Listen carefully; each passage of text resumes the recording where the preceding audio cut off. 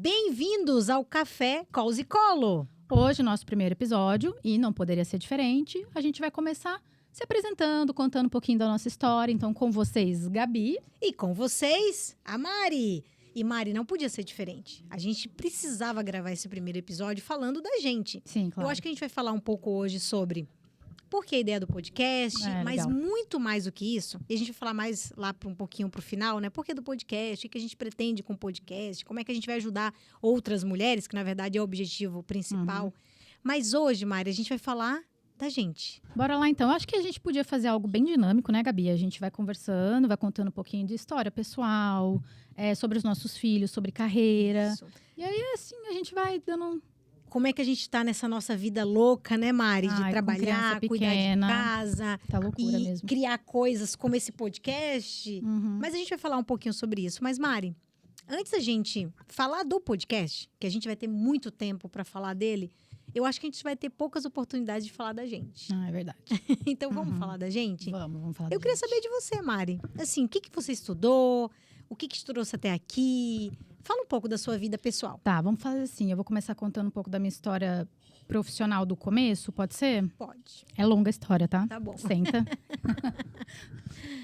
Basicamente assim, a minha primeira graduação é em odonto, né? Eu sou formada dentista, eu formei em 2014, então assim, tem Doutora muito tempo. Mari, tá, gente? Eu sou doutora, a gente tem um doutorado, mas eu chego lá. E foi em 2014 que eu me formei, tem muito tempo, mas a minha escolha de odonto, eu falo que as coisas começaram erradas aí. Eu escolhi ser dentista basicamente assim, o meu pai, ele sempre foi muito, muito severo dentro de casa, muito mesmo. Ele era muito sério, ele exigia muito de mim e dos meus irmãos. E quando era relação à educação, então, era tipo 10 vezes pior. Vocês têm que ir bem na escola. E naquela época, gente, eu tô falando assim, eu entrei na faculdade em 2010, naquela época, faculdade pública era tudo, assim, era o auge, né? Todos os pais queriam um filho em faculdade pública. Não que hoje não seja boa, mas assim, hoje a gente tem excelentes faculdades particulares. Tem opções, exatamente. Né? Hoje tem outras opções boas. Mas naquela época, e até assim, pensando na parte financeira também, né? Faculdade é um negócio muito caro. Meu pai falou, não, eu quero que vocês estudem em faculdade pública e tal. Então, essa sempre foi uma exigência do meu pai, comigo, com meus irmãos, e a gente estava ciente disso, que a gente teria que fazer uma faculdade pública. E aí, quando chegou no terceiro colegial, aquela coisa de, né, eu vou ter que prestar vestibular e tal, comecei a pensar no que eu vou me inscrever, que curso que eu vou tentar. E assim, eu sempre tive uma afinidade muito grande para a área de biológicas, então eu sabia que seria nesse rumo. Só que eu não sabia exatamente o quê. Aí eu pensei, e que segmento, talvez, exatamente. Pensei, acho que medicina eu gostaria muito, seria um negócio que eu iria curtir. Mas, ao mesmo tempo, eu sabia que eu não ia passar direto em medicina, porque medicina é muito concorrido desde sempre, né? Sim. Falei, cara, eu vou ter que fazer cursinho. Meu pai já falou que cursinho ele não vai pagar, eu tenho que passar direto, o que eu vou fazer? E assim, gente, eu tinha 16 anos na época, eu entrei muito novinha na faculdade. A gente tem um ponto já em comum. E assim, eu também entrei muito. E eu não era assim, uma menina de 16 anos com uma cabeça de mulher. Eu era uma menina de 16 anos, menina mesmo, cabeça imatura. de 16 anos. Imatura, sabe? Bem imatura. E aí eu falei assim, eu acho que odonto, eu passo. Porque no segundo colegial eu tinha prestado como trainee, né? Que o pessoal fala, que você presta só pra ver como que você vai na prova. Isso. Falei, com a nota que eu tirei ali no segundo ano, eu passaria em odonto. Agora eu estudei mais do que estudei ano passado, então com certeza em odonto eu passo, vou prestar odonto. E ainda tinha uma faculdade perto de casa, eu morava em Limeira, tinha a Unicamp em Piracicaba. Eu falei, é isso aí, vou prestar odonto. Prestei e passei.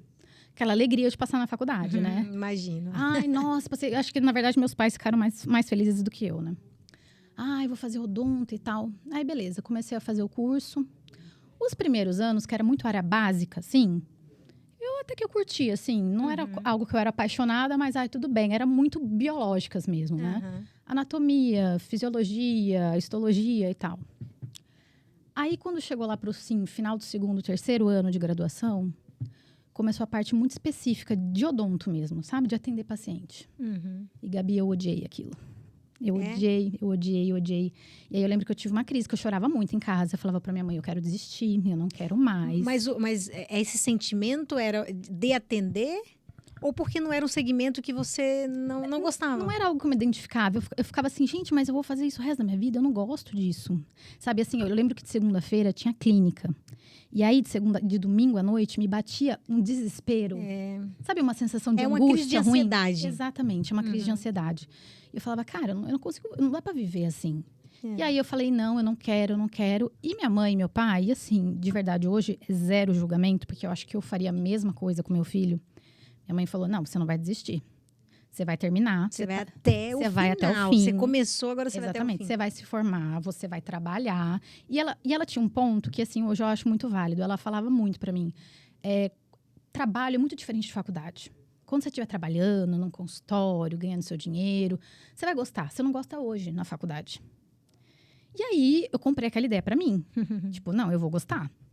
E aí, eu fui, ela me fez terminar. E hoje, eu entendo, porque, assim, na cabeça dela, talvez ela tenha pensado, pô, ela é imatura, ela tá falando isso. Ela vai amadurecer, e depois ela vai encontrar um propósito. É uma coisa de momento, ela não quer realmente desistir. É que, às vezes, mas sabe o que acontece? Às vezes, os pais projetam nos filhos o que eles passariam. Total. Então, se ela tivesse a oportunidade, talvez, de ter estudado a mesma coisa que você, ela teria levado até o final. Exatamente. Minha mãe sempre fala que o sonho dela era ter feito arquitetura. Então, ela não fez porque, assim, ela não tinha condição de fazer. Exato. Então, ela projeta em você. Exato. É um cuidado que a gente tem que ter também como mãe, né? Porque a gente projeta muito. E assim, Gabi, eu acho que durante muitos anos eu julguei muito meus pais por isso, sabe? Eu já cheguei até a jogar na cara algumas vezes, tipo, eu não queria fazer, você me obrigou. Só que hoje, com o Mateu, eu entendo e eu não julgo mais. Que eu acho que assim, até quando eles erram, foi tentando acertar muito, assim. A gente vai ter a chance de falar muito sobre isso no podcast, né? Esse sentimento que a gente ganha. Os meus amigos sempre perguntam, né? O que muda quando você passa a ser mãe. Muda tudo, mas eu acho que esse sentimento de você entender as decisões que os seus pais tiveram no passado e que talvez o seu julgamento puxa, foi muito forte isso, foi muito, né, foi demais, né, não precisava tudo isso. Hoje, a gente sendo mãe, a gente entende muito. Entende, nossa, completamente. Por isso que eu falo que é zero julgamento mesmo, sabe? Hoje eu vejo que, assim, ela fez pensando que era melhor pra mim e que na época realmente fazia muito sentido. Aí você terminou? Eu terminei e falei, bom, agora eu vou trabalhar. Trabalhei 6 meses, eu acho que eu odiei mais do que a faculdade, juro. Falei, cara, isso aqui não é pra mim mesmo.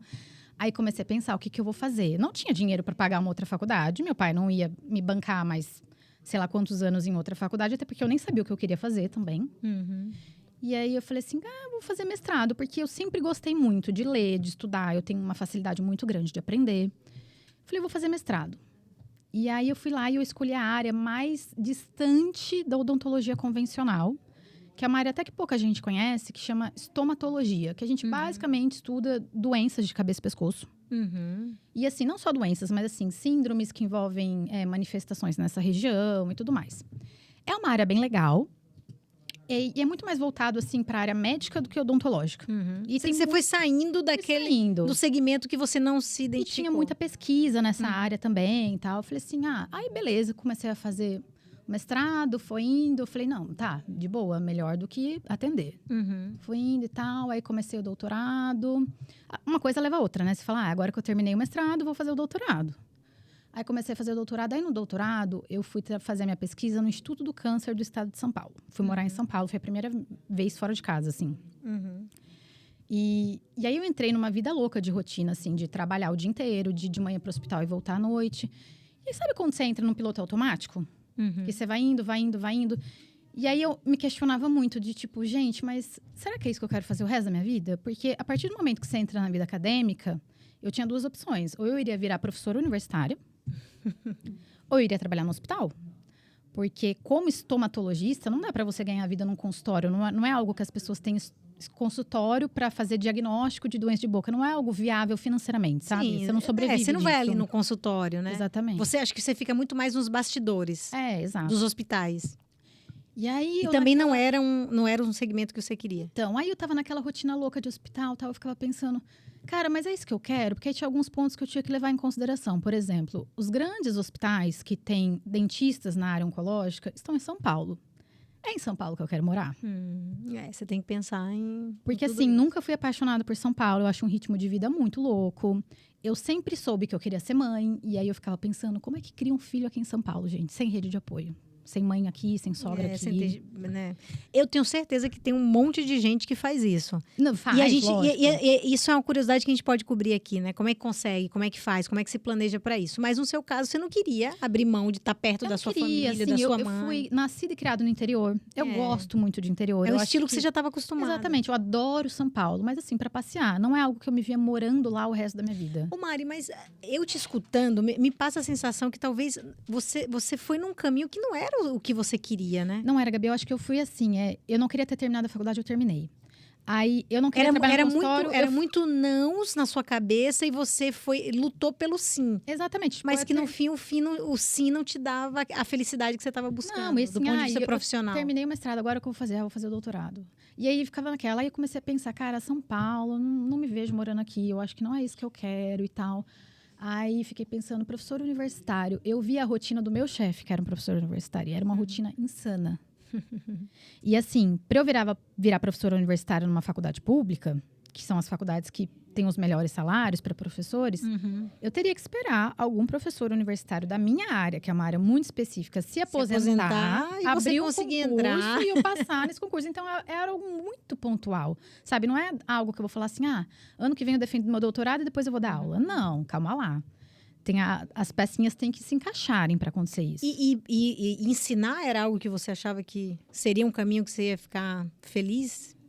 Não acho que eu ficaria feliz, mas eu acho que, de repente, entre morar em São Paulo e trabalhar no hospital... Foi uma solução que você encontrou. Exatamente. E aí eu falei assim, bom, vou levando agora doutorado e tal. E aí, o dia que eu defendi meu doutorado, eu comecei a namorar o Gil, que é o meu marido hoje. Foi no dia da minha defesa de doutorado. E foi assim, quando eu estava terminando meu doutorado, eu lembro que abriu um concurso público numa universidade em Pelotas. E aí, meu chefe falou, Mari, abriu um concurso público em Pelotas. Eu acho que você deveria tentar, você está prestes a defender seu doutorado e tal. E eu tinha acabado de voltar da Flórida, que eu tinha passado um tempo lá do meu doutorado, fazendo pesquisa lá. Eu acho que você tinha que se inscrever e tal. E para quem não sabe, você fazer prova para ser docente de uma universidade pública é muito burocrático, é uma semana de prova. Então, você tem que preparar 10 aulas. Aí, você tem prova escrita, você tem prova didática, você tem que dar uma aula. Você tem que dar aula dentro de um determinado período de tempo. Você não pode nem fazer menos nem mais do que aquilo. Aí, tem uma coisa que eles chamam de análise de memorial. Que é como se você faz um livro da sua vida inteira, contando tudo que você já fez. E aí, eles fazem análise disso. É muito burocrático. E aí, eu me preparei muito para essa prova. E aí, assim, Gabi, é um negócio tão louco que era assim, não é que eu queria muito isso, é que eu estava muito desesperada, que eu ia terminar meu doutorado e eu não tinha um plano B. O que fazer? Para que caminho que você iria? Eu não tinha um plano B, mas não é porque eu quero muito ser professora, não. Eu entendi. Não era, você não tinha gana para aquilo. Não. Você era um modo desespero. Desespero, exatamente. Eu não sei o que eu vou fazer. Eu vou terminar isso aqui, eu preciso dar um Tanto é que você perguntar para mim, mas você gostaria de morar em Pelotas? Não. Mas tipo assim, é onde tinha. É o que tinha pro momento. E aí, beleza, né? Eu falei, não, beleza, então vamos prestar esse concurso. Me preparei, toda a documentação, estudei pra caramba, montei todas as aulas. Comprei passagem, reservei hotel, que era uma semana de prova, né? 5 dias antes do concurso, ele foi impugnado. Alguém entrou com uma ação e cancelaram o concurso. Nossa. E aí, Gabi, tipo assim, meu mundo caiu. Porque eu tinha acabado de defender o doutorado e eu não tinha mais nada pra fazer. E aí, meu chefe me ligou. Já estava comigo há muitos anos, né? Ele falou assim, Mari, vai abrir um pós-doc aqui na Unicamp. Quer fazer? O que eu falei? Quero. Sim. E assim, Gabi, hoje, quando eu paro pra pensar, era o meu momento de pular fora daquele barco. Começar uma nova história. Só que na hora do desespero, falei, gente, eu não vou ficar sem salário. Você entrou no modo desespero. Falou, então, o que aparecer, eu vou pegar. E não é só ficar sem salário, assim, eu vou ficar sem ser produtiva? Eu vou ficar sem fazer nada? E aí, eu falei, não, beleza, vamos fazer esse pós-doc. E assim, eu falo que Deus escreve certo por linhas tortas, né? Se eu tivesse ido para Pelotas, muito provavelmente eu não estaria com meu marido hoje. Pois é. A família linda que vocês estão construindo. Porque assim, eu acho que nosso relacionamento não teria sobrevivido eu morando no Sul, ele em São Paulo. Como é que seria? Difícil, né? A gente tinha acabado de começar a namorar. E aí, beleza, eu comecei a fazer o pós-doc e tal. E aí, eu fui sentindo cada vez mais que, isso não é para mim, não é para mim. Aí veio a pandemia. Aí me deu, assim, um negócio muito... O meu irmão ficou muito mal na pandemia. Eu quase perdi um irmão na pandemia. Eu lembro. Você me contou essa história. E aí, eu ficava pensando muito. Tipo, cara, meu irmão tem 30 anos, ele quase morreu. Eu vou passar minha vida inteira trabalhando num negócio que eu não gosto. Sabe? Tipo, eu tenho que fazer algo assim... Que, de verdade, Gabi, eu nunca fui a pessoa que eu romantizei carreira, no sentido de, ai, você tem que amar muito o que você faz. Eu nunca fui essa pessoa. Eu sempre tive um discurso de que a carreira era para pagar as contas. Porque você não escolheu o caminho certo. Exatamente. E eu falava assim, eu posso ter um hobby para me fazer feliz. Não precisa ser minha carreira. Por isso que você não encontrou o caminho. Porque hoje eu costumo dizer, quando você faz o que você gosta, não é trabalho. Na verdade, você faz o que você gosta com muito prazer. Eu tinha muito isso de tipo, eu não preciso amar. E aí eu cheguei num momento que eu tava assim, eu já tava tão, eu não aguentava mais aquilo, que eu falava pra mim mesma, tá, eu não preciso amar, mas eu também não preciso odiar. Eu tenho que ter assim um pouco de prazer de levantar de manhã pra ir trabalhar. Eu falo muito isso, Mari, para as pessoas que trabalham comigo. Eu sempre, e dando dicas mesmo para líderes, eu sempre falo, se você é um líder, você tem que acordar todo dia assegurando que seu time acorde feliz, primeiro, encontrar você. Lógico. E segundo, que ele está no lugar certo. Porque estando no lugar certo, as pessoas acordam felizes. Porque deve ser um saco. Eu não passei por isso na minha vida profissional, posso falar com muita certeza. Mas deve ser um saco você acordar na segunda-feira pensando, ai, nossa, vou encontrar aquela pessoa, aquele meu chefe... Ou, nossa, vou para aquela empresa, vou encontrar aquelas pessoas. E sabe o que é muito doido? Eu encontrei muito acolhimento no meu chefe nesse momento, porque eu cheguei a dividir isso com ele. De tipo, olha, eu estou pensando em desistir do odonto. Eu acho que não é para mim, eu não estou feliz e tal. E eu senti que ele ficou muito magoado com aquilo, no sentido dele achar que seria uma culpa dele. Exatamente. Muito legal, Vi. Né? Isso é um líder que tem empatia. Exatamente. E assim, o que eu errei pra Mari ter esse sentimento? No fim, não tem nada a ver com ele. Não tem, não, imagina. Tem muito mais a ver com você, mas ele usou de empatia. É que eu acho assim, eu insisti muito tempo. Esse foi o problema. Se eu tivesse pulado fora, é que assim... Julgar em retrospectiva, gente, é muito injusto. Porque é muito fácil, depois que passou tudo, você olhar pra trás e falar, eu deveria ter feito isso. Acho que eu fiz, assim, o melhor que eu pude para aquele momento. Naquele momento, com a minha cabeça. Mari, eu não tenho dúvida que tudo isso que você passou construiu a Mari que você é hoje. Talvez você não seria essa mulher que você é hoje se você tivesse tido uma experiência diferente da que você viveu. Não, total, Gabi. E assim, eu falo assim, eu fiz mestrado, doutorado, isso me trouxe umas coisas tão... que eu nunca poderia viver em outro cenário. Por exemplo, eu convivi com pessoas de todos os lugares que você imaginar. Norte, Nordeste, Sul, Sudeste, fora do Brasil. Eu tive a experiência de passar uma temporada numa universidade americana, que também convivi com outra cultura, foi um período longe de casa, que teve muito crescimento profissional. Então, assim, somou muita coisa na minha vida. Eu não posso ser injusta de falar que eu perdi tempo, não perdi nada. Eu acho que todo conhecimento é válido, eu acho que foi um momento muito bom da minha vida. Só que aí, a hora que chegou no pós-doutorado, eu tava naquilo de eu não consigo mais. Aí eu e o Gi casamos. No meio da pandemia, né? 2021, começo de 2022. E aí, ele começou a falar muito pra mim. Falou, cara, você reclama muito da sua vida profissional. Não dá pra ser assim. Tipo, se você não tá feliz, você precisa buscar alguma coisa. Porque eu ficava nessa de, tipo, mas a minha vida pessoal é muito boa, sabe? Eu gosto muito da minha vida pessoal, da minha família, do meu marido. Era tão bom que você compensava de alguma forma. Tipo assim... Aqui tá ruim, mas o pessoal tá muito bom, a soma tá ficando legal. E aí ele ficava, não... Podia ser muito melhor, né? Podia. E aí ele ficava, você tem que achar algo que você goste muito de fazer, você tem potencial e não sei o quê. E eu sempre tive uma autoestima muito baixa de achar que, mas eu não consigo fazer isso, sabe? Tipo, eu não vou conseguir começar do zero e tal. E aí, o mais doido aconteceu, que foi quando o Matheus nasceu, que eu acho que foi o período mais sobrecarregado da minha vida, né? Você sabe o que é recém-nascido e tal. Só há 6 meses, Mari, que eu sei. Nossa, é loucura, assim. E eu falei, eu vou mudar, chega. E aí, estava encerrando o meu pós-doc, eu tive uma conversa com o meu chefe. Falei, olha, eu sou muito grata por tudo que aconteceu, por tudo que a gente viveu. Acho que eu construí uma história linda e tal. Mas, para mim, deu. Eu vou parar e eu vou mudar de rumo. E o mais doido, Gabi, é que essa comprovação veio para mim de um jeito assim. Quando eu estava lá no mestrado, doutorado e tal, que eu fazia o meu doutorado no ICESP. O ICESP é um instituto do câncer muito grande, que fica em São Paulo. É o maior da América Latina. E é um hospital, assim, de ponta. 100% SUS, mas parece um hospital particular. É, assim, maravilhoso. E naquela minha época de mestrado, doutorado, assim, o sonho do pessoal que estava ali me rodeando, de todo mundo que trabalhava comigo, era trabalhar lá. Todo mundo queria uma vaga no ICESP. E aí, quando o Matheus estava com 6 meses, o Gi tinha acabado, meu marido, de mudar para Extrema. Então, eu estava sozinha com o Matheus. Sozinha não, que eu tinha ajuda da minha mãe, mas assim, eu não tinha ele presente. E aí, me ofereceram uma vaga lá. Olha... E aí, Gabi, eu falei não, sem Pela primeira vez. peso na consciência nenhum. E aí eu falei pro Gil, eu falei assim, eu acho que tá na hora de eu mudar mesmo. Porque não foi um não que você fica remoendo depois, tipo assim... Ai, cara, eu não Você estava pude aceitar. feliz pelo não. Feliz pelo não. Mas eu acho que a maternidade traz um pouco disso, não traz? De Mari, pra liberdade, assim. Eu não sei, a gente se sente... Sabe quando as pessoas falavam assim, nossa, depois que eu virei mãe, parece que eu sou uma leoa. Cara, não dá pra entender agora? Ah, é muito que doido. É isso, assim. Parece que você tem mais coragem. A cada passo que você dá, você fala, eu sou dona do que eu vou... Da minha decisão, do que eu, né, do que eu quero fazer. E não foi nenhum, tipo assim, não porque meu filho tá muito pequeno, não teria que deixar. Foi não porque eu não quero. É. Sabe? Você não usou nenhuma desculpa. Talvez pela É. primeira vez. Sabe, foi não, porque não cabe na minha vida no momento, não é o que eu quero e tal. E aí eu comecei a fazer uma nova faculdade, tô fazendo nutrição agora. Tô curtindo muito, é uma área que eu gosto muito. E até, justamente por causa disso, durante a pandemia, eu comecei a correr. Foi um hobby que eu comecei por causa da pandemia. Um hobby também para tirar um pouco daquele... Da ansiedade. Daquela coisa de ficar só em casa. Né? É, porque assim, era a única coisa que eu podia fazer, correr na rua. Porque o resto tava tudo fechado e tal. E aí eu comecei a correr e virou um vício meu, assim, Gabi. Eu acho que é o único momento da minha vida que eu parei de correr foi no começo do meu pós-parto. Porque o resto, desde então, eu corro religiosamente 3 vezes na semana. Que legal.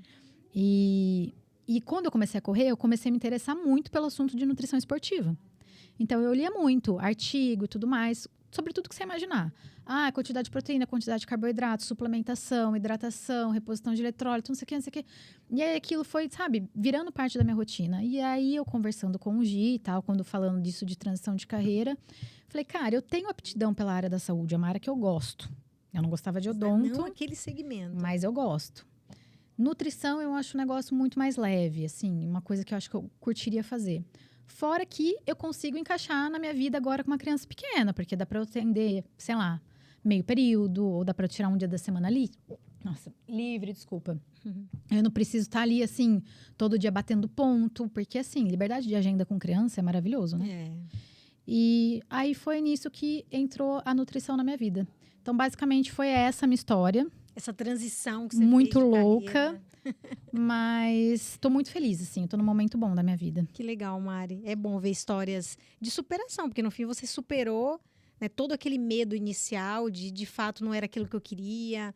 E é tão difícil, sabe? Eu vejo, encontrando várias mulheres nessa minha louca jornada também de vida, a gente vê tantas mulheres que não conseguem. Mas é difícil, viu, Gabi? Se mantém ali, né, algo que né, você não sente mais felicidade, você não se sente realizado. E você para de prosperar. Porque quando você não faz com aquele engajamento, com aquela vontade, parece que você não sai do lugar. É verdade. Você fica estagnado, sabe? É muito difícil. E paralisa, né? Paralisa. Não, isso impacta a vida como um todo da mulher, não tenho dúvida. Mas e você, Gabi? Me conta você a sua história, porque eu não sei absolutamente nada. Eu sei onde você trabalha hoje e mais nada. É verdade, Mari. Nos bastidores ali você até me perguntou, eu falei, não, deixa tudo parado que nós vamos falar no podcast. A gente tem uma história parecida até. Assim, eu comecei também a estudar muito cedo. Meu pai também, eu vim de uma família, assim, super exigente com educação. Assim, meu pai, eu lembro que pra gente ganhar... Eu lembro muito que marcou minha infância. Para ganhar uma bicicleta, eu tinha uma meta ali, determinada meta de notas que eu precisava atingir na escola para eu conseguir ganhar essa bicicleta. E meu pai também sempre exigiu muito da gente, né? De mim e dos meus 2 irmãos. Mas eu fiz análise de sistemas. Análise de sistemas. É uma área bem diferente. Não sei nem o que faz, mas tudo bem. Programa. Programa? Você sabe fazer programa? Programação? Mari, todo mundo me pergunta isso. Logo quando eu terminei a faculdade, eu já terminei já comecei a trabalhar na Ford. Então, o que eu fazia na Ford? Eu era como uma super usuária do sistema e eu já comecei nessa linha. Então, eu aprendi o sistema, um sistema produtivo, e eu me especializei naquilo. Eu só programei na faculdade. Sério? Eu lembro como hoje eu fiz um projeto todo mundo fazia a mesma coisa, que era um projeto de locadora de DVD. Olha, a gente é do tempo de locadora de DVD. A nova geração não sabe o que é DVD. Depois a gente explica em outro episódio. E foi o único momento que eu programei. Mas foi engraçado, Mari, que eu fiz área técnica. E porque eu tava... Imagina, a nossa geração é daquele boom do computador. Então, todo mundo queria estar envolvido com computadores de alguma forma. E eu realmente... Eu não acho que eu tomei a decisão errada. Eu gostava muito. Eu gosto muito ainda hoje de tecnologia. É um assunto que me chama muito atenção. Eu gosto, é minha área. Mas teve uma coisa que eu não... Logo de cara eu identifiquei. Que eu era de gente. Tá. Assim, Mas você é total. Que eu não era de máquina. Uhum. Então, eu já não me enxergava dentro de uma sala programando o tempo todo, comigo mesmo, olhando para um computador, fazendo linhas de programação. Você é muito dinâmica, né? Você precisa da conversa, do contato. Então, de cara, eu já identifiquei isso. Mas que bom que eu tive a sorte. Eu falo que tem muito fator sorte em muitas coisas que acontecem na nossa vida, que é você estar no momento certo, na hora certa. Isso é sorte. Que quando eu já entrei nesse segmento, eu aprendia o sistema, mas eu treinava outras pessoas. Então, eu usava o sistema para fazer análises. Então, eu usava o sistema para ensinar outras pessoas. Então, eu me sinto privilegiada porque, naturalmente, a minha carreira foi caminhando para onde está hoje. Para onde eu, de fato, queria. Eu não sabia que eu queria. Com 19 anos, eu não sabia. Foi quando eu comecei. Você entrou na Ford com 19 anos. Com 19. Que já era DHL. Já então, era DHL? Naquela época já era DHL. Tá. Então, era uma empresa que depois foi comprada pela DHL, mas eu comecei na Ford com 19 anos. Gente, para quem não sabe, a Gabi, ela trabalha na DHL Supply Chain. Isso. Há quanto tempo, Gabi, você trabalha na DHL? 21 anos. 21 anos. É muito tempo. Uma carreira lá, né? É uma carreira. E aí, o que acontece? E a gente começou, e foi muito legal, Mari, porque na minha faculdade, não era a DHL, mas era a Ford que fazia isso. Ela contratou, antes de terminar a faculdade, eu já estava basicamente empregada. Que show. Eu costumo dizer que eu nunca fiz entrevista na vida. Nem sabe o que é isso. Não, a Ford foi lá, se apresentou. Mas já entrevistou muita gente. Já entrevistei muita gente.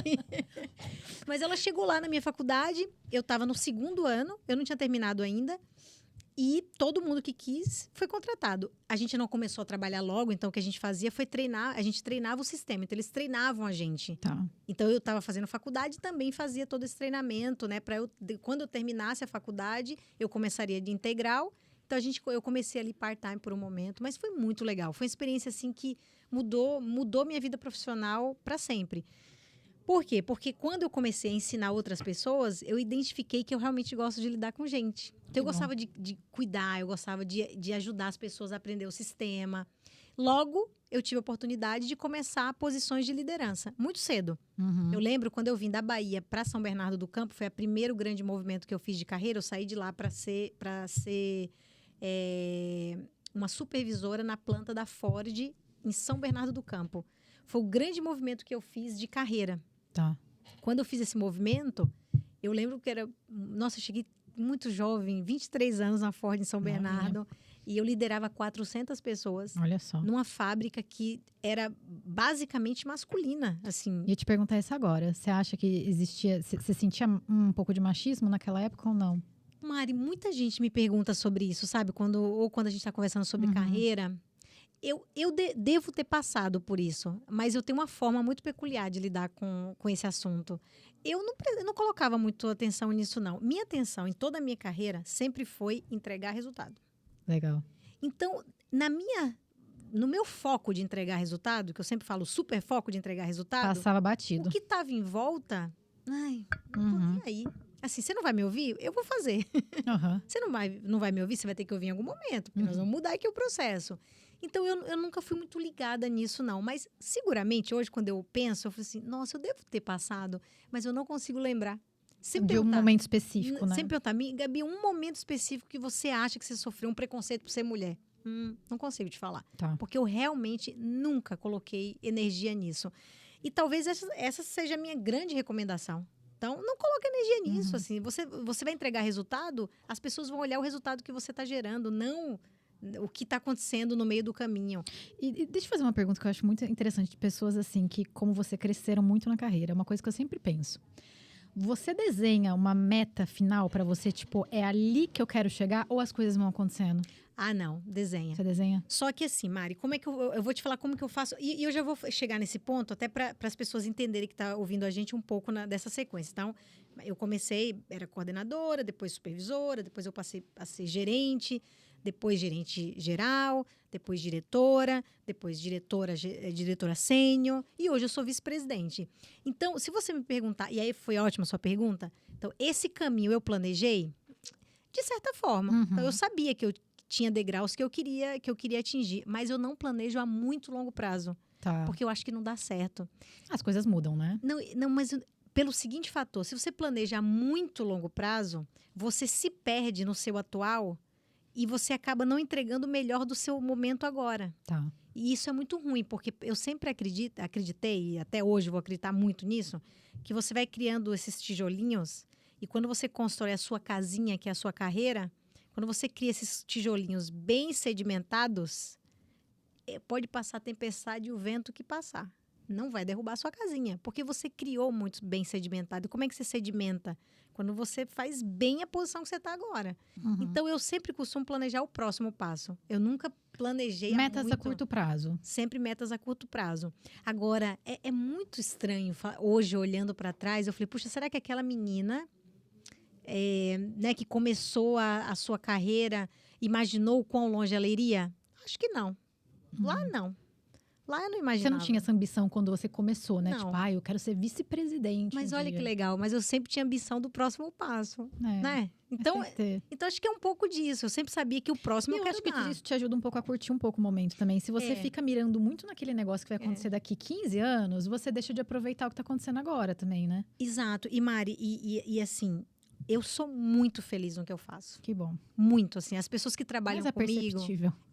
Você sabe, você já me conhece há algum tempo e quem está em volta de mim percebe a paixão das coisas que eu faço. Eu gosto muito do que eu faço. Mas por que eu gosto do que eu faço? Porque, se eu voltar um pouco lá atrás, o meu pai é super empreendedor. Eu vejo essa cabeça empreendedora dele desde que eu era criança. É tanto que minha irmã é empreendedora, meu irmão também é empreendedor, né? Eles, né, cada um no seu segmento. E quando eu olho um pouco do que eu faço hoje, o empreendedorismo sempre esteve presente em mim. Tá. E hoje eu até me controlo um pouco, porque eu estou numa mega organização, que é a empresa que eu trabalho, que tem coisas que é muito legal, que alguém já pensou e que eu não preciso ficar criando. Esse foi um desafio que eu tive que lidar no passado, porque eu queria criar tudo. Por essa cabeça criativa. Então, na empresa que eu trabalho hoje, eu tenho muita liberdade de empreender também, sabe? De fazer coisas novas, de fazer coisas diferentes. Novos processos. Novas ideias, novos mercados. Então, eu acho que isso me jogou num ambiente onde eu me senti realizada. Então, eu me sinto realizada. É minha empresa, sabe? É ali casa. Que eu entrego o resultado. Ali é minha casa. Eu tenho um time, eu tenho um board, eu tenho esse time que vai fazer com que a gente entregue cada vez mais resultado. Então, eu fui encontrando esse caminho de alguma forma e me realizando ao longo dele. Então, eu acho que esse podcast aqui vai ter um quadro que vai chamar Os Opostos Não Se Atraem, mas se completam. Eu acho que é um pouco da nossa história, Mari. Também. Eu acho que a gente tem essa história de, puxa, eu sempre fui muito realizada porque eu planejei isso. Não necessariamente. Eu não planejei exatamente cada passo, eu não sabia exatamente onde eu ia chegar. Eu comecei numa área técnica e depois eu mudei para uma área mais de gestão e estou fazendo gestão até hoje. Então, assim, eu não sabia exatamente. Mas acho que o grande segredo no meu caminho, né, diferente do seu, no meu caminho, acho que o segredo foi... Eu sempre escolhi o que eu quis fazer, sempre. Sim. E eu sou assim desde, sei lá, muito pequena. Eu sempre tive muita certeza do... Quando eu decidi que eu ia fazer... E medicina foi uma coisa que você cogitou. Sabe aqueles testes de... Eu nem sei se tem mais isso, mas aqueles testes de... Não é aptidão, tem um nome. Não é de aptidão. Tem um nome específico que eu não lembro agora. Sei. Mas eu fiz um desses testes e biológicas era a minha segunda opção. Jura? Mas computação era a primeira. E hoje eu entendo tudo isso. Eu tenho um raciocínio lógico muito forte, mas eu gosto muito de gente. Então, eu acho que se eu unisse essa parte técnica com essa parte de cuidado, eu seguramente gostaria muito de cuidar de gente. Para trabalhar na área de saúde, principalmente, você tem que gostar de gente. E hoje em dia, eu acho que você tem que ter muita empatia. Se colocar no lugar. Se colocar no lugar, porque senão não rola assim. Você vai fazer pelo dinheiro também. Porque... Então, eu acho, Mari, que foi isso. Eu acho que essa coisa de cuidar das pessoas, Se tem uma coisa que eu sou apaixonada no que eu faço, é ver as pessoas crescendo. É ver as pessoas se desenvolvendo. E eu ter orgulho de falar, eu abri as portas para essa pessoa. Eu ajudei no caminho, eu deixei com que o caminho fosse mais fácil. Eu peguei o melhor e eu consegui ajudar essa pessoa a ver. Por isso que eu até me coloco no lugar do seu professor, né? Aquele que ficou chateado, falou assim, puxa, eu não consegui ajudar a Mari. Porque eu acho que eu também ficaria. assim, quando no meu caminho, quando eu vejo que a pessoa talvez não é a pessoa certa, ou não era a pessoa que de fato precisaria estar ali, eu não tenho muita, minha cabeça não dói muito por isso não, mas quando é a pessoa certa e que talvez esteja desperdiçando um super talento, aí eu fico, Sim. aí eu posso me culpar, sabe? Puxa, eu poderia ter feito algo melhor para que essa pessoa pudesse ter um caminho mais bem sucedido. Mas isso me deixa muito realizada. Então, essa coisa de pessoas, mais esse lado técnico, acho que por isso que saiu no meu teste de aptidão, não é? Não, você falou de aptidão, Não é era? aptidão, tem um nome, depois eu vou lembrar. Eu não lembro agora. Vocacional. Ó, nosso bastidor aqui falou, hein, Mari? E assim, antigamente isso era muito comum. Eu não sei se hoje em dia ainda fazem isso, Não mas sei. era bem comum fazer. Mas nessa era, época de final de colegial. tipo, saiu uns 3 opções lá. Eu lembro muito. Então, saiu computação como o primeiro e saiu medicina como o segundo. O terceiro eu não lembro mais agora, mas o primeiro e o segundo eu lembro. Então, acho que é isso, foi de cuidar de pessoas. Então, por isso que eu me sinto muito sortuda, porque eu acho que eu consegui unir os dois, eu consegui ver muito rápido, muito no início da minha carreira, que esse era o caminho que eu seria mais feliz. Isso eu tinha certeza, Mari. Eu ia ser feliz liderando equipes. Não, olha que isso é coisa demais. louca. Não, mas você ter essa certeza, esse norte, já é tipo meio caminho andado, né? Minha irmã hoje, ela me conta histórias que eu não lembro, né? Mas ela fala quando a gente era criança e a gente ia brincar de Xuxa. E eu sempre era Xuxa. Banco, eu sempre era caixa. Vamos brincar de cozinhar. Eu era cozinheira, todo mundo trazia os ingredientes. Espírito de liderança desde sempre, mas isso é coisa que a gente nasce com isso. Então eu acho que isso era o que eu tinha de mais forte. Eu sabia que eu ia liderar pessoas. Então, nesse caminho eu fui indo. Então, talvez essa vocação nata que eu tinha me ajudou muito na carreira. Eu gostava de liderar pessoas. As pessoas que eu liderava se desenvolviam, cresciam. Pessoas que se desenvolvem, que crescem, geram resultados extraordinários. Esses resultados extraordinários faziam com que a minha equipe se sobressaísse. Minha equipe se sobressaindo, obviamente que o líder também se sobressai, né? O claro. líder é o resultado da sua equipe. E assim eu fui crescendo e conseguindo atingir ali o que hoje eu olho e falo, nossa, foi bom, né? Foi maravilhoso. E onde legal. que entra o Matheus nessa história? Que momento vocês se conheceram? O Matheus, a gente é casado há 15 anos. Tá. Então, tem bastante tempo. A gente se conheceu, eu estava na Ford ainda. Tá, foi lá no começo da carreira, então. Quando eu estava na Ford em São Bernardo, eu já estava numa posição de gestão, Tá. né? E o Matheus trabalhava numa empresa que era uma afiliada à Ford, né? Era uma empresa de peças, né? Que fornecia serviços para a Ford. A gente se conheceu, foi muito rápido, Mari. A gente casou em 1 ano. Ah, mas a minha história com o Gi também. Quer dizer, o nosso namoro foi muito rápido, mas eu conheci ele já tinha muito tempo. Mas, quando eu vim para São Bernardo, primeiro eu fui para Campinas. Aí, em Campinas, a gente também tinha amigos em comum e a gente se conheceu, né? Ele já de Jundiaí, eu morando em Campinas, a gente se conheceu. Mas foi tão rápido a nossa história. E hoje, às vezes, eu comento com alguns amigos, eu falo assim, eu não lembro como é que a gente decidiu se casar. Jura? Você não lembra? Não teve Mas uma você data. não lembra um pedido? Não teve pedido de casamento? Imagina, não teve pedido. A gente decidiu, acho. Acho que a gente Vamos já marcou a casar, data. Vamos casar em tal Prática, data. né, Gabi? Mas, Muito Mari, prática. mas eu não lembro nem desse dia. Sério, eu não lembro. Fala pra ele te pedir em casamento de novo, pra vocês registrarem essa data. A data, porque eu não lembro desse dia. Quando a gente, de fato, decidiu que a gente E ia casar. casamento foi como? Cartório, festão, festa pequena? Foi uma festa pequena, pequena. Mais família, né? Minha família veio da Bahia. Você curte festa? Curto. Mas Participar, organizar? Hoje... eu gosto de organizar festa. Organizar festa. Isso seria uma coisa que eu faria também bem. Nossa, organizar festa, evento. Eu amo fazer isso. Então, assim, a gente casou super rápido. E aí, Mari, agora acho que as nossas histórias começam a ir para caminhos bem diferentes, né? Porque eu nunca me vi como mãe. Quando eu conheci o Matheus, acho que foi uma das primeiras conversas sérias que a gente teve. Eu não quero ter filhos. E o Matheus, eu também não. Ai, casou, perfeito. Tá ótimo. Então, nossa vida, nos tempos livres, era viajar. Aí eu acho que é diferente. O que não é ruim também, né? Não é ruim. Aí eu acho que é diferente, certo? Das nossas vidas. Não, eu acho que você tem uma... Você já tinha uma decisão firme. Acho que a maior certeza da minha vida, Gabi, sempre foi eu quero ser mãe. E quando eu era mais nova, eu queria ser mãe de 3. Caramba. Eu queria 3 O Giovanni já sabe que são... Sabe, não, mas mudou, gente, calma, não é mais 3 não. Mas eu queria ser mãe de 3. Eu não sei se é porque era a referência que eu tinha em casa. Minha mãe tem 3 filhos, eu tenho 2 irmãos, né?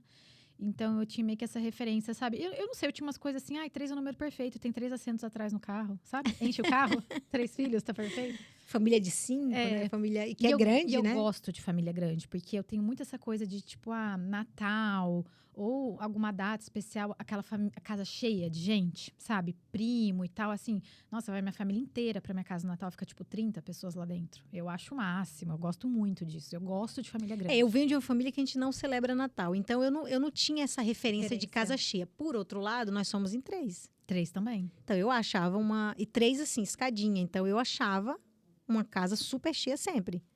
E eu gosto da dinâmica de quando tá todos os meus irmãos em casa, aquela coisa. A casa tá sempre com barulho. E cada um com um amigo, era assim em casa. Final de semana era cada um com um amigo. Então eram 6. Sempre muito cheia e tal, assim. Então, eu queria muito isso. Aí, beleza, conheci o Gi. E eu acho que uma das primeiras conversas sérias que a gente teve quando a gente começou a namorar também foi filhos. Ele falou, meu sonho é ser pai. Eu falei, o meu sonho é ser mãe. Olha. Então, aí casou perfeitamente, assim. Também a nossa história foi muito rápida, a gente se conhecia já há muito tempo, mas quando a gente começou a namorar, eu acho que deu... não deu 1 ano de namoro, acho que, tipo, 8 meses ele me pediu em casamento e daí 1 ano a gente casou.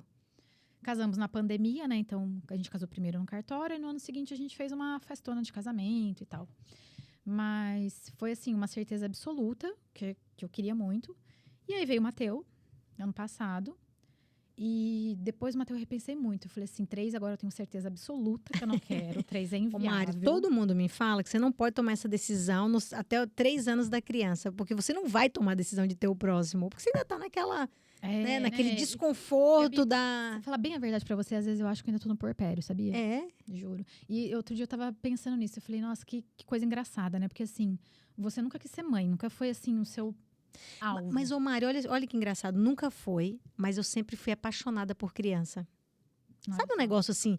Eu tenho filhos de amigos que eu sentia saudade da criança quando eu ficava muito tempo sem ver. Uhum. Então, é meio louco, né? Eu não sei se isso já era um instinto. Eu não consigo hoje ainda descrever. Não sei se isso já era um instinto materno. Mas se era afinidade mesmo. Eu gostar, sabe? De gostar da inocência da criança, de falar... coisas que... aquela palavrinha enrolada, que é bonitinho, que é fofinho, né? Então, assim, eu nunca... não tinha esses planos, mas, por outro lado, eu gostava muito desse mundo. Mas olha que coisa doida, assim, nunca foi o seu maior objetivo, o seu alvo, tipo, quero ser mãe e tal. Não, acho que não. Eu nunca tive a intensidade de carreira... Exatamente. Com a maternidade. Só que você teve a Antonella, e hoje, eu olhando de fora também, né? Não sei se é isso, eu sinto que você leva a maternidade de uma forma muito leve. Isso é verdade. De, tipo, muito descomplicada. Muito. É isso aí, gente, uma fase, vai passar, vamos lá. Mas você entende que eu já era assim? Sim, mas assim... Olha o casamento, nós casamos, nem lembro o dia que a gente marcou. Só que pra mim, que idealizei a maternidade a minha vida inteira, assim... pra mim, sabe, tudo muito sofrido. Tipo, meu Deus do céu, dá muito trabalho. E aí eu fico nesse negócio de, será que eu tenho um segundo? Passar por tudo isso de novo? Mari, calma. Então, vamos falar desse tema maternidade, que vai ser um tema que a gente vai falar também muito aqui no podcast. O primeiro mês, ele é horrível. Ele é insano, né? Assim, dá pra deletar o primeiro mês? Assim, é muito ruim. Eu deletaria os 3 primeiros, pra falar bem a verdade. Não, mas é esse sentimento que, pra mim, foi uma virada, assim, absurda. O primeiro mês foi sofrido e a amamentação, pra mim, nossa terrível. Também, Deus me livre. Sabe? Peito doendo e bico dolorido, sabe? Quando eu pensava que chegava... Sério, eu lembro muito forte. De chegar próximo à hora da amamentação e eu começava a ficar gelada, suando as mãos. Como se fosse um pânico. Eu segurava a mão do Gi e chorava enquanto eu amamentava, que eu precisava apertar alguma coisa. Era uma dor insuportável. É isso aí. Isso durou, a parte pior, 5 dias, a primeira semana. Depois, não era mais tão dolorido assim, mas era, eu não sei, parecia que sugava toda a minha força. Você passou por isso quando você ia amamentar e parece que... Dava uma baixa de energia muito grande. Não, eu só queria dormir. Assim, é uma depressão dormir, isso, né? não é? E não dá pra dormir, né? Não, eu tive muito ajuda. Isso assim, lá em casa a gente dividiu em turnos. Isso funcionou muito. Quer dizer, pra mim, né? Depois você pergunta pro Matheus se funcionou pra ele, tá? Porque ele pegou o turno da noite, então acho que não era um turno muito bom, não. Mas eu conseguia. Não conseguia, né? Não me dava... Eu tava cansada, exausta, eu não conseguia dormir. Eu achava que o bebê ia morrer, que não tava respirando, que o Matheus não conseguia fazer, que ele ia dar mamadeira e ela ia voltar e ela podia engasgar. Olha, foi um caos. Então, o primeiro mês, deleta. Quando passou... A partir do segundo mês, tudo isso, tudo esse pavor, esse pânico, essa crise que eu tinha, parece que virou. E estar com ela passou a ser mais prazeroso. E eu percebo que a cada mês isso vai melhorando. Então, por mais que eu levei leve, e você tá certo, eu levo mesmo. Mas eu acho que isso é muito da minha personalidade. Eu tento. E eu trabalho na minha cabeça o seguinte: tem que ser leve, tem que ser, não pode. Tem que ser um negócio meio prático aqui, gente. Não pode ser um negócio. Muita gente falava assim, eu sou super pontual. E alguns amigos que têm filhos falam: quando você for mãe, você vai ver que você não vai conseguir ser tão pontual, porque aí o bebê faz cocô na hora que você tá saindo. Mari, eu nunca perdi um compromisso. Tudo bem, a Antonella tem 6 meses, tem muitos anos ainda pela vida. Mas, cara, a Antonella tem o horário dela também. Se eu tenho que sair, eu tenho que chegar num lugar, sei lá, às 8 da manhã, a Antonella às 6h30 vai começar a ser preparada. Às vezes eu preparo ela 20 minutos antes de sair, eu deixo ela por último, né? Porque para o bebê também não ficar incomodado. Então, eu acho que o meu estilo ajuda nisso e eu tento buscar caminhos mais práticos. Mas você tá certo, né? Quando você olha, é verdade, a sua leitura, eu tento fazer isso. Qual é a diferença disso que você escutou na sua rotina, no que você faz? Gabi, eu não sei. Eu acho que, assim, o começo é uma coisa muito doida. Eu acho que, assim, a vida inteira eu idealizei muito ser mãe. Eu quero ser mãe, eu quero ser mãe, eu quero ser mãe. E aí eu imaginava que ia nascer, todo mundo falava assim, ai, você vai ver quando nascer, maior amor do mundo. Você vai ficar enlouquecida na criança, e não sei o quê, não sei o quê. E aí o Matheus nasceu e, assim... Cadê o amor? O nascimento dele veio com algumas coisas que me deixaram muito nervosa. O Matheus nasceu com uma displasia congênita de quadril. O que é isso, Mari? E, assim, na verdade, assim, é pelo modo como ele foi gerado. Ele ficou sentadinho a gestação toda. E aí, ele nasceu com uma displasia, mas era uma displasia bem significativa. Assim, o quadril dele saía do lugar quando manipulava. Caramba! Era bem forte, assim. E aí, foi diagnosticado na maternidade já. Falaram, olha, você vai precisar de um ortopedista pediátrico. O ortopedista foi no hospital. Ele falou, saindo daqui, o Matheus vai ter que usar um suspensório ortopédico. Vai ter que usar durante aí muitas semanas e tal, porque senão ele nunca vai conseguir engatinhar, andar. A gente precisa colocar o quadril dele no lugar enquanto ele ainda é muito novinho, porque por enquanto a cabeça do fêmur dele é cartilagem ainda, não é osso. Então a gente consegue remodelar. Só que na hora, Gabi, tipo assim, eu tinha acabado de parir, eu tava naquilo do hospital. Você idealiza tudo perfeitinho. E assim... Nasceu, você vai pra casa, o bebê vai dormir, você vai ter eu tava num momento que eu tava assim, eu tinha ajuda das enfermeiras no hospital, tava vindo... Pânico, hein, Mari? Eu lembro desse dia. Tem um botãozinho lá, vem 2. Chega em casa, cadê? Cadê a enfermeira, cadê o gente? botão? E assim, tinha enfermeira. E aí tinha visita de todo mundo o tempo todo. E aí você sente aquela coisa, tipo, ai, meu filho, que lindo, né? Não sei o quê, exibindo a cria pra todo mundo, né? E tal. E aí, beleza. E a hora que o médico falou isso, eu acho que não entrou muito na minha cabeça o que era. E aí o Matheus saiu da maternidade, a gente foi com ele pro consultório. E aí o médico colocou o suspensório ortopédico. E aí depois, pra quem tiver curiosidade de ver o que é, joga no Google, né? Suspensório ortopédico de Pavli, que eu acho que chama. A hora que ele colocou aquilo no Matheus, eu falei, meu Deus. Aí ele falou, não pode tirar, tá, mãe? Nossa, eu imagino o seu pânico. E era um negócio de pano, assim, eu falava... Ele é de pano? É de pano, só que ele tem estruturas rígidas, como se fosse uma haste envolta por um pano. Caramba! E aí ele falava assim... É um negócio duro. Duro, Ele falou, olha, mãe, cuidado pra não assar ele, porque ele nasceu em fevereiro, tava um baita calor e ficava direto no contato com a pele dele.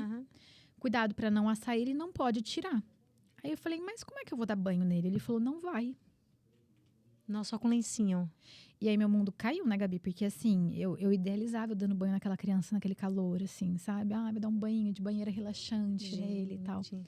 E aquilo foi muito traumático pra mim, assim. Aí eu tive muito problema com a amamentação também. Eu tive uma dor absurda, mas assim, absurda, por 7 semanas. 7 semanas? 7 semamas, Gabi. Não foi mastite, não foi nada? Eu tive mastite. Tive mastite, entrei com medicação. Porque eu não tive mastite, mas eu tive empedramento de peito em alguns momentos. E, nossa, ali já doía tanto. E eu tinha mastite, aí eu tinha que ficar ordenhando leite. E aí eu tinha muito leite de madrugada. E o Matheus, quando era bem pequenininho, ele dormia bem de madrugada. Então, era o período que eu ficava mais tempo sem amamentar. Mas por que você não ordenhava? E aí eu tinha que levantar de madrugada pra ordenhar. Assim, aí eu já não dormia, né? Porque o dia todo acordada com ele e a madrugada inteira ordenhando. Na verdade, foi o que eu falei. O Matheus pegava o turno da noite, mas eu acordava 3 vezes de madrugada. Então, pra ordenhar. Assim, era, sabe? E foi um negócio assim, eu acho que eu entrei numa coisa assim, que eu lembro muito de... Todo dia de manhã eu chorava no banho. Chegava o período da manhã, eu acho que, sei lá, acumulava a noite inteira sem dormir, Mas aquela vinha aquela coisa. tristeza. Vinha, porque eu ficava assim, ele tá com esse suspensório, se o quadril dele não voltar no lugar. não. Isso eu consigo me colocar no seu lugar. Porque a Sabe? gente quer tudo perfeitinho, você não quer nada. Nossa. Não, é provisório, não quero. Não, e assim, na minha cabeça, e nada me tira isso, aquilo machucava ele. É. Porque ele chorava muito, ele só aceitava colo, ele não dormia no berço, ele queria ficar no colo o tempo inteiro. Mas devia, né, Mari? Não, Eu acho devia, que Gabi, devia tanto incomodar. que depois de algumas semanas a gente levou ele no médico e ele estava assando no lugar do suspensório, estava machucando a pele dele, a pele é muito fininha, né? Porque eu imagino, se uma fralda molhada Exato. incomoda o bebê, Imagina aquilo. um negócio duro aqui pegando. Não, e assim, era uma neurose, porque ele falava assim, ó, não pode vazar nem xixi, nem cocô, porque se sujar isso daí, o que você vai fazer? Você não pode pôr ele pra lavar e deixar a criança Imagina, sem. você toda hora tava trocando fralda. Você tem que ficar ali neurótica com a criança, assim, sabe? E ele usou por quanto tempo? 7 semanas, que foi exatamente o meu tempo que O durou. seu tempo da amamentação, da pior.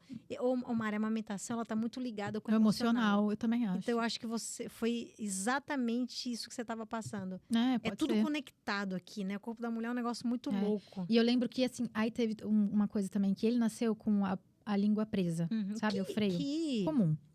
Só que assim, era muito presa dele, era na ponta da língua. Tanto é que várias enfermeiras no hospital vieram me falar: mãe, você viu que a linguinha dele é presa? Ah, tá. Já conseguiam Já. identificar. Só que o que acontece? O que eu fiquei sabendo é que muitas vezes eles fazem o piquezinho na língua logo no hospital. Só que acontece, logo que ele nasceu, eu tava com uma enfermeira obstétrica comigo na sala de parto e ela colocou ele no meu peito pra mamar o colostro e tal. E ele pegou bem bonitinho na hora meu peito, assim. E ela falou pra mim: ó, Mari, ele tem a linguinha presa, mas parece que ele tá mamando ok. E meu leite desceu muito rápido, desceu no dia do parto, assim. O meu também, Mari. Veio A gente tem isso em comum. na hora, Você assim. teve aquele tremor? Nossa, menina, fiquei quente, Eu achei febre, que eu tava tendo peito quente também. um É. ataque. E aí eu falei assim, ela falou, ó, ele pega bonitinho, ele tá conseguindo mamar e tal. Então eu acho que assim, não vai precisar dar o pique. Ela falou, talvez mais pra frente, pro desenvolvimento da fala dele, talvez seja interessante. Mas agora acho que não precisa. Nossa, mas mais velho é pior, né? É E o que assim, eu escuto. Ele nasceu muito pequenininho. E aí o que ela falou? Ah, dá uma anestesia nele, porque era um freio bem significativo. Talvez teria que anestesiar não pra podia cortar dar. com uma tesoura, não daria pra fazer com laser. Falou, ele é muito pequeno pra anestesiar e tal, né? Que ele nasceu bem miudinho. Aí falei, tá bom, vamos esperar. Só que aí começou a machucar demais o meu peito. E aí ficou um negócio inviável Foi por isso também, Mari. também. Porque o freio machuca, né? a E criança aí, que com tem. 10 dias, minha filha, a gente levou esse menino pra fazer esse pique na língua. O que foi aquilo? Era sangue pra tudo quanto é lado. Porque assim, o freio dele era muito fibroso e Mas muito sem grosso. anestesia. Com anestesia. Ah, tá, não tinha como. Era uma cirurgia mesmo. Aí, Gabi, outra neurose, porque aí a odontopediatra dele, que inclusive foi maravilhosa, falou pra mim: olha, a gente vai ter que anestesiar, porque senão vai ser muito dolorido pra ele. Só que assim, ele é muito pequeno, então tem riscos de você anestesiar uma criança com baixo peso, assim. Então eu quero que você fique de olho o tempo todo nas mãozinhas e nos pés pra ver se não fica roxo. Se ficar, você corre pro hospital. Meu Deus. Ai, gente, como é que você Mari. fala isso pra uma mãe? É. Sabe? Você já tá ali, você já tem uma tensão natural que toda mãe tem quando o bebê nasce sem você precisar de nenhuma interferência. É. Aí você tem uma interferência, duas interferências, aí colocam mais coisas na sua rotina como mãe. E aí eu fiquei Eu consigo muito imaginar, doida, sabe? Porque aí ficou uma ferida enorme embaixo da língua dele. E assim, ela falou, olha, é normal, vai demorar pra cicatrizar. E ele devia chorar horrores. Chorava muito. E aí, tadinho, eu ficava pensando, cara, isso deve estar doendo muito. Sabe? É o movimentinho que ele faz com a língua. Então você pra esperou succionar. tirar o suspensório pra depois fazer o... Não, ele fez com 10 dias o pique. Ah, tá, já tudo junto. Não, porque assim, eu chamei uma consultora de amamentação em casa, porque eu não tava aguentando de dor e tal. Ela falou assim, ó, não tem como, a gente vai ter que fazer o pique dele agora, porque senão você não vai aguentar de dor e a mamada dele ele não vai tá engordar, eficiente, ele não vai engordar. Não vai conseguir mamar bem. E aí foi essa história, assim, mais loucura. Mas Mari, essa é a nossa jornada de ser mãe e a gente vai conseguir também falar sobre esses assuntos aqui no podcast, né, englobar um pouco mais. Foi legal você dividir um pouco da sua história. Né, eu, com a Antonella, graças a Deus, eu não tive nenhuma intercorrência no nascimento dela. Sua gestação também foi bem de boa, Foi né, muito, Gabi? Foi muito. Eu tava na academia na sexta, a Antonella nasceu no sábado. Ah, show de bola. Então, assim, eu tive também uma gestação muito... O início não foi tão bom assim. Tá? Eu tive um sangramento. E aí, desse sangramento, a gente descobriu que eu tava com descolamento. Olha só. E aí, você imagina a minha cabeça, né? Eu falei, nossa, no dia do sangramento, eu achei que eu já tinha perdido. E foi E com aí, quanto tempo? Eu tive que ficar 15 dias. Eu tava com 4, 5 semanas. Ah, foi bem começo. Muito no início. E aí, eu precisaria ficar 15 dias em, assim, repouso absoluto. Mas mesmo assim, Mari, todo dia eu pensava, nossa, a gestação não vai pra frente, não vai pra frente, não vai pra frente, não vai pra frente. E a maior alegria quando eu fui fazer ultrassom e quando eu vi tava lá, eu já conseguia ver a que Antonella, legal. o embriãozinho todo formadinho, né? Porque antes eu não conseguia, porque era muito inicial. Tirando esse episódio aí, o demais, o decorrer da gestação foi muito bom, muito, muito. Eu tive muita disposição. E eu acho que uma coisa que eu idealizei muito também, que o pós-parto seria maravilhoso, justamente porque eu tive uma gestação muito, muito boa. muito maravilhosa, né? Eu nunca vomitei, nunca passei mal, nunca tive um enjoo. Eu não enchei, eu tive uma Nada, mega disposição. também. Eu pratiquei atividade Muito física a parecida, gestação gente. toda. Ô Mari, mas sabe o que acontece? Eu acho que nesse meu mundo de tentar me preparar, e talvez a nossa diferença é como eu vim do mundo que eu não conhecia muito, né? Não era uma coisa que eu ficava, né, era uma super expert. Não era um mundo que me interessava. Eu não fazia ideia do que era um parto, do que era uma gestação, etc. Mas a partir do momento que eu estava grávida, eu li muito sobre gestação. Eu aprendi o máximo que eu podia. E como eu vi muitos relatos, né, de desafios no pós, eu sabia que o pós ia ser muito pior do que a maravilhosa gestação que eu tive. Mas Gabi, eu também me preparei, sabe? Porque eu lembro que, assim, eu até escutei a Gabriela Prioli falando isso uma vez. E eu falei, nossa, gente, parece que sou eu falando. Eu consumia muito conteúdo de maternidade. Inclusive você que me deu várias dicas de conteúdo. Eu consumia muito. Tanto é que eu fazia o Gilve comigo, tudo sobre puerpério, baby blues, ele depressão sabia pós-parto. tanto quanto você. E a gente consumia muito, muito. E eu tinha uma prima, que tinha uma criança pequena, que eu sou muito próxima dela. E ela me falava muito que o pós-parto dela foi muito punk. Isso, mas é difícil, é diferente quando você tá passando, né? E aí, eu falei assim, não, mas assim, eu sei que se me bater uma deprê, eu vou saber que é por causa dos hormônios. Eu não vou entrar em desespero por causa disso e tal. Isso me ajudou. Eu achei que eu ia arrasar quando o Matheus nasceu. E, gente, eu fiquei mas mal. Mas será que não foi porque, no meu caso, eu planejei que ia ser um caos? E aí eu falei o seguinte, vai ser um caos. É tanto que as pessoas me perguntavam, e aí, Gabi, tá ansiosa pra nascer? Eu falei, eu não, gente. Agora tá tudo sob controle. A Antonelinha tá aqui dentro. Eu durmo, ela dorme. Eu corro, ela corre. Depois que sair, eu perco esse controle. Eu brincava muito com isso. Então, eu planejei o caos. Aí eu pensei o seguinte, se for o caos, eu já sei que foi pra isso que eu me planejei. Se for melhor, tô no lucro. Foi pior do que o caos que eu planejei, tá? Mas pior? deu. Jura? Foi, porque essa coisa dos hormônios, de você ter esse sentimento de, meu Deus, cadê aquele amor que todo mundo fala que você bate o olho, é um negócio avassalador. É que é um amor construído, né? Cada dia. Cada dia. Hoje eu sei. Hoje eu sei. Vejo 6 assim, meses todo depois. dia eu amo um pouquinho mais. Gente, 6 meses depois, meu Deus do céu. Aquela menina não vivo sem. Melhor decisão que eu tomei na vida é tê-la, né? Não imagino não ter essa pessoa mais comigo. Mas não foi assim, logo nos primeiros momentos. Então, acho que isso foi difícil. Passa muito rápido. Então, né, quem tá ouvindo, que tá passando por isso, ó, passa rapidinho. Daqui a pouco vocês não vão nem mais lembrar disso. Então, essa parte passou rápido. E, para mim, Mari, acho que o grande ponto foi o Matheus ter dividido comigo essa carga, principalmente a noturna. Eu acho que se não fosse isso, eu acho que eu teria tido uma experiência muito, muito ruim. Ele foi um paizão, no final das contas, né? Pra quem não almejava ser pai, um paizão. Exato, porque eu acho que se eu tivesse que pegar toda essa carga, né, toda essa coisa de a dor e machuca e à noite tenho, né, não tô dormindo, eu acho que... Porque o que eu sempre... Eu falava isso pra ele. O homem, né, o pai, ele vai dormir, ele vai dormir. A gente não. A gente não desliga, tem que tirar leite. O peito tá grande, tá cheio. Você tem que ordenhar. Você não desconecta se o bebê chora. É instinto, né? Não tem como você fugir disso. Então, se você consegue ter esse tempo, né? E o pai consegue apoiar do outro lado, eu acho que isso pode ser... A experiência pode ser transformadora. Mas eu acho que até isso foi uma coisa que me desestabilizou um pouco. Porque, assim, quando o Matheus nasceu, o Gi, ele segurou muito as barras. Por exemplo, assim... No começo, que o Matheus tinha esse negócio do suspensório. A fralda ficava por cima do suspensório e tinha um jeito certo de colocar a fralda. Só você sabia? Só ele sabia. Ah, é? Eu morria de medo de tirar o suspensório do lugar. Entendi. E tal. Então, ele fazia. Era responsabilidade dele. E quando ele não estava com você? Não, ele estava todo dia. No começo, ele estava todo dia. Bem no início. Bem no início. E aí, depois, também veio o banho. Quando liberaram o Matheus para tomar banho, porque aí chegou uma época, acho que depois de 4 semanas, que o médico liberou e falou assim, ó, vocês podem tirar o suspensório, dar banho nele e volta o suspensório. quem colocava o suspensório de volta no lugar era ele, porque ele sabia exatamente como posicionar. Entendi. Eu tinha medo. Quem dava banho no Matheus, porque o Matheus não gostava de banheiro, então tomava banho com ele no colo, era o Gi. Eu também não dava banho. Então eu sinto que no começo eu passei muita coisa para ele por medo e insegurança minha. E ele, na tentativa desesperada de me ajudar, que ele viu que eu tava, né? Ele foi pegando tudo para ele.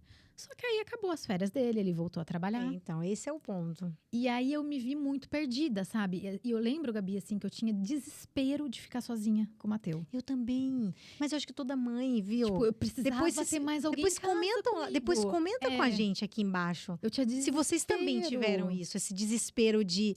Hoje não mais. Não, hoje é de boa. É de boa. Mas no início, se o Matheus falasse que ele ia sair, eu falei, eu vou ficar em casa sozinha com a Antonella? Eu também. Sei lá, na minha cabeça, se ela engasgar, se eu precisar sair correndo pro hospital, eu vou fazer sozinha. Eu lembro que assim, o Gi falava, ele tinha que me avisar com antecedência que quando ele ia viajar a trabalho e dormir fora de casa, porque eu tinha que ajeitar com a minha mãe para ele estar na minha casa e dormir comigo. Você ia encher a casa. Hoje quem faz isso pra mim é minha sogra, né? Ela, né, super apoia a gente quando a gente precisa, mas obviamente nem tem comparação. O que era antes... Mas eu tinha muito Mari, medo. mas eu acho que é isso. Eu acho que tem um pouco a ver com essa nossa parte de hormônio, que a gente não quer ficar sozinha. Comentem aí quem passou por essa experiência. Dividam com a gente, Nossa, porque... eu tinha um desespero imenso, gente. Eu precisava ter alguém em casa comigo e tal. E ele foi tomando todas essas competências para ele. Então, a fralda sou eu que troco, o banho sou eu que dou, e não sei o quê. E aí, de repente, aí teve esse também, né? Que aí, o Matheus tava com 5 meses, ele foi trabalhar em Extrema. Então, ele ficava a semana inteira fora. E aí, parece que eu tive que reaprender a ser mãe. Sabe? Que, tipo, eu tenho que aprender a fazer sozinha. Você não tinha mais aquela pessoa, né? Que tava te ajudando todo o tempo. Não, Mari, é muito louco. Essa nossa jornada de ser mãe, a gente vai ter oportunidade de falar aqui mais sobre esses desafios, como superá-los, né? Acho que a gente deu algumas dicas aqui, mas tem muito mais dicas que a gente pode, né? Que a gente pode dar. Eu acho que a gente falou bastante assim do que dessa nossa loucura de vida profissional, né? De ser mãe. O mais importante tem muita gente assistindo a gente aqui e a gente quer ser voz para essas pessoas, né? Para essas mulheres que a gente sabe que tem homens que também escutam a gente e a gente valoriza muito isso porque a gente também vai querer ouvir o outro lado da história, sim. Né? Vai ter seguramente homens aqui no nosso podcast, porque isso vai ser importante também a gente entender o outro lado. Mas eu acho que a gente tem um foco muito grande em ajudar mulheres. Mas ajudar vocês não só a ser uma mãe melhor, porque talvez você não vai ser uma mãe melhor, você vai ser uma mãe talvez menos insegura. Sim. Porque a gente tem que saber lidar com nossas inseguranças, isso é normal, né? No fim, nós somos seres humanos, Sim. Né? Mas ajudar a mãe, ajudar a profissional que está perdida, que não sabe se está no caminho certo. Sim. Ajudar aquela profissional que sabe estar no caminho certo, mas não sabe muito bem o que fazer para continuar crescendo na sua carreira. A gente quer ajudar meninas que... Eu não sei nem o que eu vou estudar, assim, o que eu vou fazer da minha vida, que carreira eu tenho que buscar. Então, a gente pretende ter aqui também essas mulheres, meninas, que estão com dificuldade de encontrar esse seu caminho, ou que já encontraram o seu caminho. Então, acho que o mais importante, Mari, a gente está criando um espaço para a gente poder ser frágil quando a gente quiser, mas também ter ajuda. Né? Você não precisa sofrer tudo isso. Se eu já sofri, eu posso te ajudar a não sofrer tanto. Não, exatamente. Às vezes, quando você escuta uma história que você fala, caramba, é a minha história, só de escutar aquilo te traz uma paz, porque às vezes a gente pensa que só a gente está passando pelaquilo. Só acontece comigo e tal. E aí, de repente, você escuta muita gente falando, ai, comigo foi a mesma coisa, foi a mesma coisa. E aí você não vê dá que, um na confortinho verdade, no coração? Muito. Você está no lugar comum. Você está acontecendo, assim, estranho seria se não acontecesse. Exato. Então, acho que para o nosso público, né, para aquela mulher que eu tô insegura, eu não sei se é isso que eu quero fazer, minha carreira não tá indo nada bem, eu não gosto do meu ambiente de trabalho. Tem mais gente assim. Tem. Então, se você é uma mãe que... eu não sei cadê aquele amor que todo mundo falou? Nossa, eu acho que eu sofri muito, eu acho que eu tô com depressão, eu acho que eu tô vivendo puerpério ainda. Muita gente também viveu isso. E, né, as meninas, mulheres que não sabem muito bem o que fazer, se estão no caminho certo, ou se podem mudar agora. Né? A Mari, depois de um longo período de estudos, depois de doutorado, né, ela resolveu mudar de carreira. Isso vai acontecer, isso pode acontecer se você quiser, só ter força, né? E tomar a iniciativa de mudar no Só precisa momento. ter coragem para dar o pontapé você inicial. quiser. Depois as coisas fluem. É o começo que é sempre o mais difícil em tudo. E eu vi histórias de sucesso também, né? É. A minha, eu me considero ter uma super história de sucesso e nós vamos receber muito mais mulheres aqui com histórias de muito mais sucesso do que a minha, inclusive, né? Uhum. E que são felizes, realizadas. O que elas fizeram? Qual é o segredo da felicidade dessas mulheres? Qual é? A gente quer descobrir. É isso aí, Gabi. Eu acho que foi muito legal os temas que a gente abordou. Acho que assim, a gente falou de uma maneira bem geral e resumida sobre a nossa vida. Acho que ainda dá pra gente falar muito especificamente sobre alguns temas mais pra frente. Conforme a gente for conversando com as convidadas, a gente vai destrinchando as histórias também. É isso aí. Mas acho que assim, foi bem legal. Deu pra conhecer um pouquinho da nossa história, né? Conheci um pouco mais da sua, né, Mari? Eu também da sua, que eu não fazia ideia. Exato, de alguns detalhes. E vocês que estão escutando a gente, coloquem aqui embaixo nos comentários quais temas vocês gostariam que a gente cobrisse aqui. A gente recebeu muitos temas Muitas coisas lá legais. pelo nosso canal no Instagram. Muitas coisas legais, coisas que a gente já tinha pensado e coisas que a gente não tinha pensado que nós vamos trazer. Então a gente vai falar de finanças, nós vamos falar de casamento, a gente vai falar de como equilibrar a vida pessoal com a vida materna, profissional. que é um tema que a galera gosta muito. Culpa materna. Então, tem muita coisa legal que a gente vai falar. E eu tô super empolgada. E eu tenho certeza que vocês vão gostar muito de tudo que a gente vai trazer aqui. Só fiquem ligados, conectados. E vocês vão absorver e aprender junto com a gente. Espero que vocês tenham gostado. E vem muita coisa boa por aí. Isso aí. Pode... Café, Calls e Colo.